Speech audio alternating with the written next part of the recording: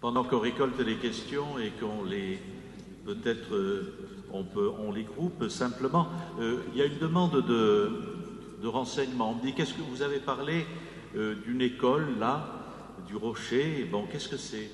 Bon, je signale simplement, c'est une initiative, si vous voulez, qui est en lien avec la communauté de l'Emmanuel, et c'est une école de mission qui se trouve d'ailleurs à Toulon, dans lequel des couples, il y a eu un couple de Bordeaux, d'une cinquantaine d'années d'ailleurs, qui a fait pendant cette formation, sous forme de week-end, et après ils ont accepté de consacrer une année à vivre dans des cités difficiles. Voilà, pour une présence chrétienne aussi dans ces cités où souvent, ça a été une des questions d'ailleurs qui a été posée hier aussi par une des personnes qui était là, dans des cités où même les militants chrétiens sont partis, parce que la vie était souvent très difficile. Voilà. Donc comment assurer aussi une présence chrétienne, ecclésiale? Il y a des gens qui ont entendu cet appel. Voilà. Donc je signale aussi ce type d'initiative. Une première salve, vous entendez? Autour du modèle, trois questions, peut-être qu'on peut regrouper autour de cela. Comment assurer le développement des accès dans l'Église afin de diffuser dans la société la conception chrétienne de la famille? Quel est le modèle? Le couple modèle de l'Église ou l'Église modèle du couple? Et puis, troisième question qui touche à cela, savez-vous que les couples que nous recevons en préparation au mariage sont à des années-lumière du couple chrétien dont vous nous parlez? Que faisons-nous avec ça? Qui veut répondre? Monseigneur Laffitte. Alors, tant pour les clercs qui préparent les fiancés au sacrement du mariage que pour les couples accompagnateurs qui aident à cette préparation au mariage. Donc la question s'adresse autant aux couples chrétiens qu'aux clercs. On rencontre effectivement des fiancés qui sont à des années-lumière. C'est tout à fait le but d'une préparation au mariage, de faire en sorte qu'il y ait quelques années-lumière de moins dans cette distance qui les sépare d'un modèle idéal qui n'existe pas.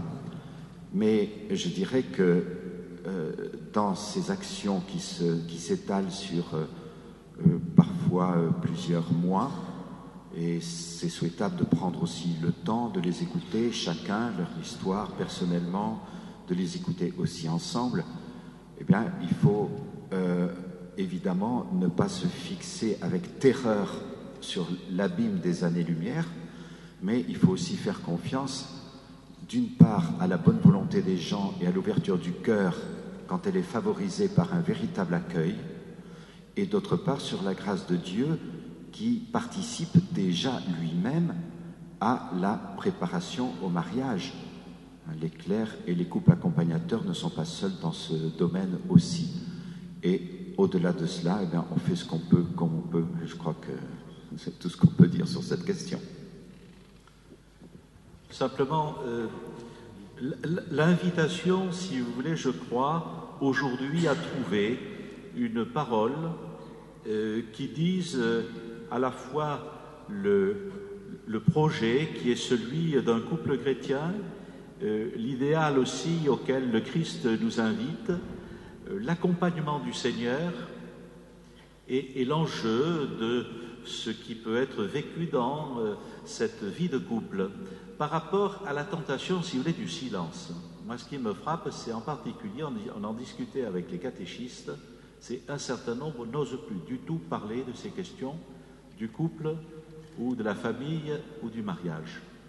en disant, mais vu la situation des enfants qui sont là, des jeunes qui sont là, ce que je vais dire risque de juger leurs parents, risque de les culpabiliser, et du coup, on ne dit plus rien. Alors je crois qu'il faut certainement avoir beaucoup de délicatesse, faire les choses pas n'importe comment, et en même temps, je crois qu'on ne peut pas se résoudre à une espèce de silence aujourd'hui sur ces questions-là.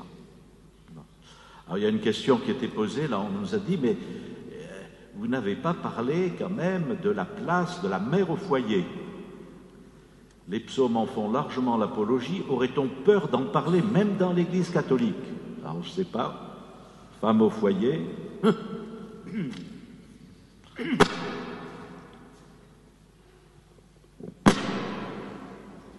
Je pense qu'il faut reconnaître la place très importante de la femme au foyer. Je me suis moi-même arrêtée de travailler pendant 8 ans. J'étais très heureuse de pouvoir le faire et je crois que ça a été très important, aussi bien pour les enfants que pour notre vie de couple. Mais comme je disais hier, aujourd'hui, tout parcours de vie est devenu l'objet d'un choix. Et donc, les femmes, aujourd'hui, ont le choix. Il n'y a pas un modèle qui sera mieux que l'autre. Je pense que ça dépend de la femme, ça dépend du couple, ça dépend aussi des circonstances de vie. Tout le monde n'a pas économiquement la possibilité même de rester au foyer pour s'occuper des enfants. Donc je crois que quand les circonstances le permettent, quand la femme le souhaite, ça peut être vraiment un bienfait pour tout le monde. Et je suis d'accord que la société n'a aucune reconnaissance et ne valorise pas ce choix. Là-dessus, en fait, ce serait bien qu'on puisse faire quelques progrès. Que dans un parcours, dans un curriculum vitae, les années consacrées à la famille soient autant valorisées qu'une expérience professionnelle. Mais bon, ça c'est encore parmi les souhaits qu'on peut formuler. Françoise Normandin a parlé de reformulation nécessaire pour un public non chrétien.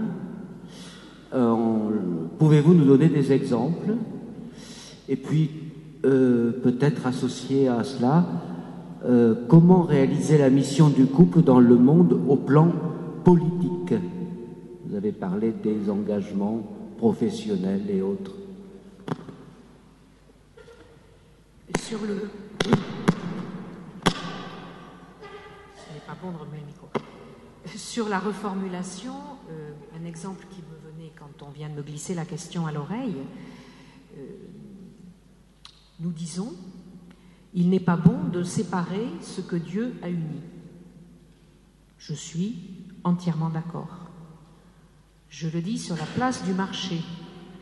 Les gens comprennent quoi? Que c'est une règle. Or, quand nous disons il n'est pas bon de séparer ce que Dieu a uni, pour moi, c'est un résultat logique à une finalité du couple chrétien. Et donc, et à un sens de ce qu'est le sacrement. Donc, comment, au lieu de dire seulement le résultat, qui est la règle, comment on peut essayer d'introduire au sens et à la finalité, et avec des mots d'aujourd'hui. Je ne sais pas si c'est clair pour la personne qui a posé la question, c'est pour moi un des exemples qui me vient. Nous disons les piliers de notre vie chrétienne, c'est la parole, les sacrements, la charité. Mais on peut faire des définitions. Qu'est-ce que ça veut dire la parole pour les gens d'aujourd'hui? Voilà, quand on dit Dieu est Verbe, est-ce que vous croyez que c'est transparent? Nous avons par moments des obsèques à vivre ensemble dans le monde du travail et où nous allons les uns et les autres assister à les célébrations d'obsèques parce qu'un des nôtres du boulot a perdu un parent. Alors d'abord, ça montre une variété de célébrations extrêmes et je vous assure que les commentaires à la sortie montrent à quel point, quand vous écoutez une prière eucharistique, les gens n'y comprennent rien. Moi-même, c'est un moment pour moi extrêmement fort du temps de célébration de la prière eucharistique, j'ai presque envie de dire un de mes moments préférés, mais j'ai en permanence une traduction simultanée du sens dans la tête. Donc je crois que c'est ce travail-là pour moi c'est une question de catéchèse et de formation, mais vraiment de façon très... Enfin, j'ai envie de dire surtout, je crois que tous les mots nécessitent redéfinition. Quant aux politiques, je ne sais pas ce qui est mis derrière le mot politique parce qu'il y a deux acceptions, me semble-t-il. Moi, j'ai le sentiment de faire de la politique au sens noble du mot, c'est-à-dire d'agir dans la cité, dans mon engagement professionnel, dans la façon d'essayer d'être un cadre qui va donner du temps à l'accueil des professionnels. Peut-être que s'il y a quelqu'un de mon équipe ici, ils vont vous dire « c'est pas vrai, elle fait pas comme ça ». C'est mon essai de faire.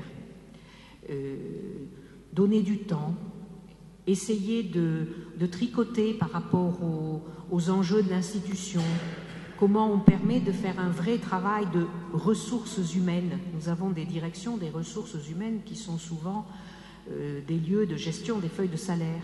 Comment est-ce qu'on essaie véritablement de valoriser la compétence de l'un, d'accompagner l'autre vers une formation? Pour moi, ça, c'est déjà du politique. Après, il y a la politique politicienne. Et je connais un certain nombre d'amis chrétiens qui ont fait ce choix-là d'engagement, ce n'est pas le mien, de prendre une parole publique, j'ai envie de dire. Moi, je tricote de façon plus privative pour construire la cité. Je ne pense pas qu'on puisse, j'ai envie de dire, donner une recette là non plus. C'est-à-dire que chacun aura un charisme d'être plutôt dans ce que j'appelle la micro-réalisation, plutôt dans la parole publique. Voilà, chacun sa route.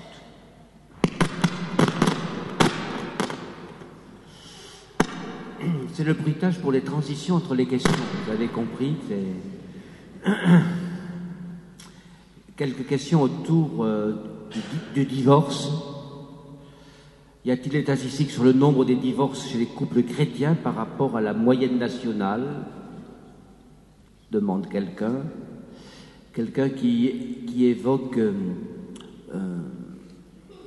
des personnes qu'elle connaît, qui sont en instance de divorce. Que faire? Que pouvons-nous faire d'autre? Ils ne voulaient pas divorcer, mais ma sœur qui l'héberge est divorcée. Donc, qui renvoie à une expérience très concrète de ces questions, de la manière dont elles se posent. Et puis, quelqu'un qui évoque aussi un des chemins qui est proposé par rapport à ceux qui veulent rester fidèles à l'engagement sacramentel du mariage alors qu'ils ont été séparés, avec la communion de Notre-Dame de l'Alliance, qui aide ces personnes fidèles à garder l'engagement sacramentel. Donc, autour de ces questions du divorce, est-ce que quelqu'un veut dire quelque chose?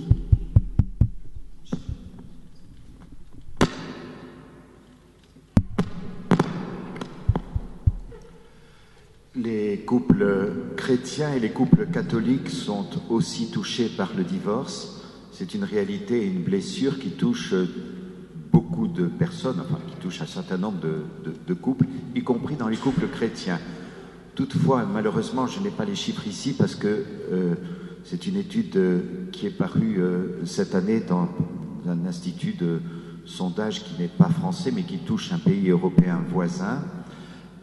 Les couples chrétiens sont légèrement moins touchés, et en particulier les couples chrétiens pratiquants, au sens non pas de la statistique INSEE du terme, qui consiste à dire un couple qui entre dans une église une fois par mois, je crois que c'est la mesure statistique, mais les couples qui pratiquent régulièrement, donc avec une vie sacramentelle, qui était le sens de cet organisme de sondage, que donnait cet organisme de sondage, la proportion est nettement moindre chez les couples pratiquants et les familles pratiquantes.